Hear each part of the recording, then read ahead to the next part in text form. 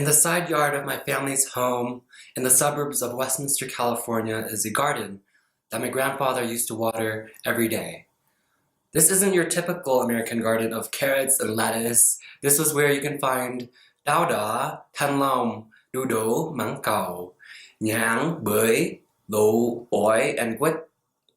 To my parents and grandparents, these plants are a piece of home that they left behind in Vietnam. My dad wasn't the kind of guy to play basketball with me or teach me how to fish. Instead, he taught me how to identify ripe jujube plants and fruits to pick. We never really say I love you or hug in my family. Our language of love is offering fruit. My grandmother would cajole me to eat a piece of the soursop fruit she had just picked from her precious tree. I would always take out the poisonous black seeds with my fingers before I ate it, since I never really figured out how to eat and spit out seeds at the same time. Over the years, various new plants have come in and out of my family's garden, including tomatoes, corn, grapes, lavender, and lots of succulents. However, that garden will always contain the numerous memories and love that we've poured into it. It's our constant. Even when the Great Recession hit, my father lost his job, and my grandfather contracted liver cancer all within the same year, we still have dragon fruit in the summer and pomegranates in the fall. Even when my mother's anxiety overflowed and my depression-induced insomnia kept me up at night, we still have guava to pick and the fruit to offer to our ancestors. Even when I watched my grandfather pass away and grief slowly eat away at my grandmother, we still have our papaya trees to trim and mint leaves to pick. Though my grandparents are gone now, the lessons that they taught me in our small backyard plot kept me alive in my darkest times. In recognizing their love in the garden I grew up in, I learned to love and care for the garden we all live in. Environmentalism gave me a path to life and purpose.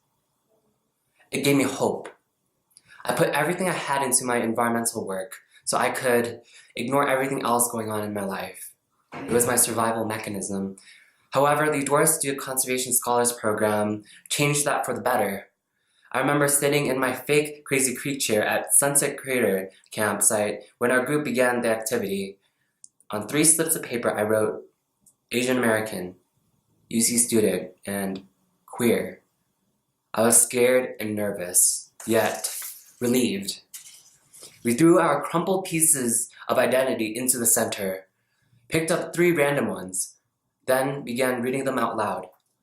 My heart skipped a few beats when I began to hear other LGBTQ identities as well. This is probably the queerest group of environmentalists I've ever been in. This is a space I felt I can finally let myself be vulnerable. I let myself be me. This is a space I felt I can finally let myself grow as a person. This has been a month of many firsts for me. First time going to a pride event, first time feeling comfortable in my skin, first time paddleboarding. I have been so fortunate to be in this inclusive space for such a constant and extended time. This is the first time I feel like I am thriving. As our Doris Duke cohort camps, tours, travels, and learns together, we have inspired each other to be our own image of environmentalism and shape an inclusive conservation field by unashamedly being our authentic selves. I've come to realize that we are all stakeholders of this earth. As such, we need to actively shape a conservation movement whose range and of leaders and participants represent the rich and diverse world that we are. Thank you.